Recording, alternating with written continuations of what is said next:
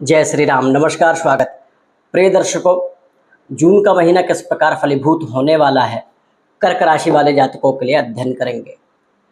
देखिए, कर्क राशि जल तत्व राशि होती है, चंद्रमा का आधिपत्य होता है कर्क राशि पे। कर्क राशि वाले जातक बहुत सरल, दयालु, सहज ही दूसरों पर कृपा कर देने वाले और साहसी भी होते हैं। अर्थात ऐसे व्यक्ति तो तीव्र बुद्धि के स्वामी एवं अपनी ही बुद्धि से, अपने विवेक से, अपने बल पर सबको सुख देने की आकांक्षा रहती है और ऐसे व्यक्ति ऐसा करते भी हैं। आइए जान लेते हैं जून महीना कैसा रहने वाला है। सबसे पहले ये जानते हैं कि इस महीने में क्या ग्रहों के गोचर होने हैं, ग्रहों का राशि परिवर्तन। सबसे पहले 6 तारीख को बुध अपनी राशि में, मिथुन राशि में आ जाएंगे। उसके बाद 7 तारीख को मंगल का परिवर्तन होगा। ये परिवर्तन कर्क राशि वालों के लिए बहुत महत्वपूर्ण है, क्योंकि मंगल काफ़ी समय से कर्क राशि में ही हैं और कर्क राशि में, जल तत्व राशि में अग्नि तत्व ग्रह मंगल नीच के हो जाते हैं। ये 7 तारीख को ये राशि परिवर्तन है। उसके बाद 15 तारीख को ग्रहों के राजा, आरोग्य के देवता सूर्य का राशि परिवर्तन होगा। सूर्य भी वृषभ राशि से निकलकर मिथुन राशि में गोचर करेंगे। क्या रहने वाला है, आइए जानते हैं। सबसे पहले चर्चा करेंगे आपके स्वास्थ्य के विषय में। तो प्रिय मित्रों, आपके ही राशि में मंगल विराजमान है, नीच के हो जाते हैं। तो आपने ये देखा होगा कि कुछ समय से व्यवहार में चिड़चिड़ापन आ रहा होगा आपके, कि मन न लगना, आलस्य की वृद्धि, चिड़चिड़ापन। ऐसी स्थिति से 7 तारीख के बाद कहीं ना कहीं राहत मिलने वाली है। चिड़चिड़ापन, आलस्य और थकान से संबंधित जो समस्याएं हैं, कहीं ना कहीं 7 तारीख के बाद उसमें कमी आएगी। ऊर्जावान रहेंगे, स्वास्थ्य आपका ठीक रहेगा। मंगल जब तक आपकी राशि में है, अर्थात 6 जून तक, रक्तचाप से संबंधित, दर्द से संबंधित, नसों से संबंधित समस्याएं रह सकती हैं, इसका ध्यान देना है। उसके बाद स्थिति अनुकूल है, स्वास्थ्य आपका ठीक रहेगा, सजग रहेगा, ऊर्जावान आप रहेंगे। देखिए, चर्चा करते हैं किस प्रकार रहने वाली है आपकी विद्या। यदि विद्यार्थियों के लिए इस समय देखें तो बहुत ज़्यादा अनुकूल नहीं है, क्योंकि पंचमेश मंगल होते हैं कर्क राशि से। मंगल अति योग कारक ग्रह हो जाते हैं। पंचमेश एवं कर्मेश मंगल होते हैं। पंचमेश द्वितीय भाव में जाएंगे मंगल, और द्वितीय भाव में मंगल का जाना बहुत ज़्यादा अच्छा तो नहीं है। जा तो रहे हैं अपने मित्र घर में, परंतु यहाँ इनकी संधि जो हो रही है वो केतु से हो रही है। साथ में दूसरे भाव में जब क्रूर ग्रह आते हैं तो वो अपने शुभत्व को त्यागते हैं, कहीं ना कहीं अच्छे फल की में कमी करते हैं।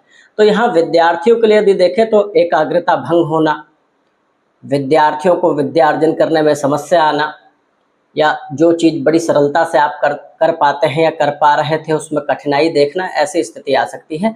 साथ में प्रेम संबंध में इस चीज़ का ध्यान देना है प्रिय दर्शकों, कि छोटी छोटी बातों को लेकर बड़ा बतंगड़ ना बने, क्योंकि ऐसी संभावनाएं हैं कि प्रेम संबंध में कहीं ना कहीं वाद विवाद उत्पन्न हो, आपसी सामंजस्य की कमी हो, छोटी छोटी बात बड़ी हो जाए, इसका ध्यान रखना है। अपने सहयोगी के साथ, अपने प्रेमी के साथ सरल व्यवहार रखने का प्रयास करना है आपको।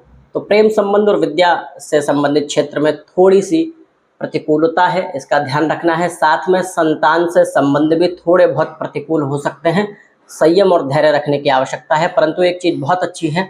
आते हैं अगला, जो कर्म क्षेत्र कैसा रहने वाला है। तो देखिए, कर्म भाव से पंचम में मंगल का गोचर है, तो यहाँ नवम पंचम योग मंगल बना रहे हैं आपके कर्म भाव से प्रिय दर्शकों। तो करियर के लिए समय अच्छा है, एग्रेसिव रहेंगे, करियर में पहले से ज़्यादा मेहनत करते हुए प्रतीत होंगे, पहले से ज़्यादा पराक्रम करेंगे, आपका सम्मान भी बढ़ेगा। यहाँ एक बात और है कि पराक्रम भाव के स्वामी बुध का भी राशि परिवर्तन 6 तारीख को हो जाना है, और बुध आपके द्वादश भाव में चले जाएंगे, गुरु के साथ संधि कर लेंगे। ये गुरु और बुध की संधि अच्छी है, अर्थात आपसे पराक्रम करवाएंगे, आपसे मेहनत कराएंगे। आपको मेहनत करना, पराक्रम करना अच्छा लगेगा। कहीं ना कहीं जो आप मेहनत पराक्रम करेंगे भी अपने कर्म क्षेत्र में, उसका आपको सकारात्मक रिजल्ट मिलने की इस महीने संभावनाएं हैं। एक चीज़ का ये ध्यान रखना है प्रिय दर्शकों, कि इस महीने वाणी भाव में मंगल जाएंगे, तो अपनी वाणी से अपने कर्म क्षेत्र में कोई मतलब जो वर्क प्लेस आपका होता है, व्यापार है या फिर आप कहीं जॉब करते हैं, वहाँ ये ध्यान दें कि अपनी वाणी की वजह से कोई विवाद उत्पन्न ना करें। ऐसी स्थिति आ सकती है कि किसी से सहज ही कोई आके उलझ जाए।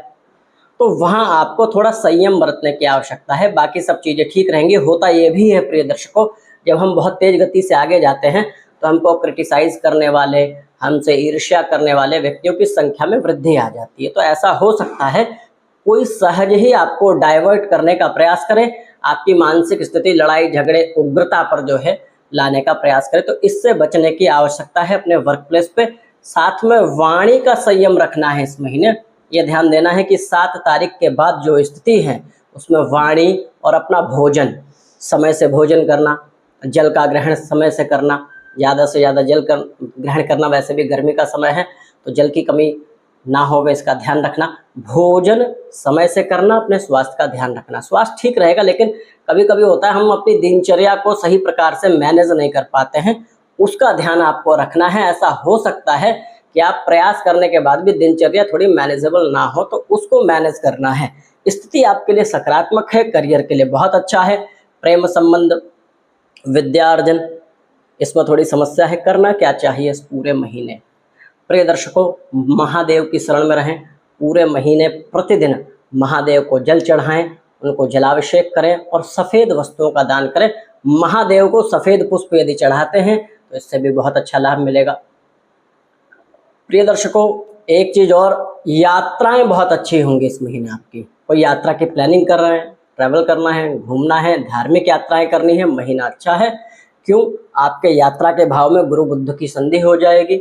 ये संधि बहुत अच्छी है, यात्रा आनंददायक होगी, मित्रों का सहयोग मिलेगा और साथ में आपकी यात्रा से आपको लाभ भी मिलेगा। लाभ देखिए, लाभ कई प्रकार के होते हैं। मानसिक लाभ होता है कि आपकी यात्रा यादगार रहे, कई समय तक आपको जो है स्मरण रहे, ऐसी यात्रा हो सकती है। प्रिय दर्शकों, ये उपाय कीजिए। एवं यह हमारा ज्योतिष आध्यात्मिक चैनल है। प्रिय दर्शकों, हमारे चैनल को सब्सक्राइब करें, वीडियो को लाइक करें एवं शेयर करें।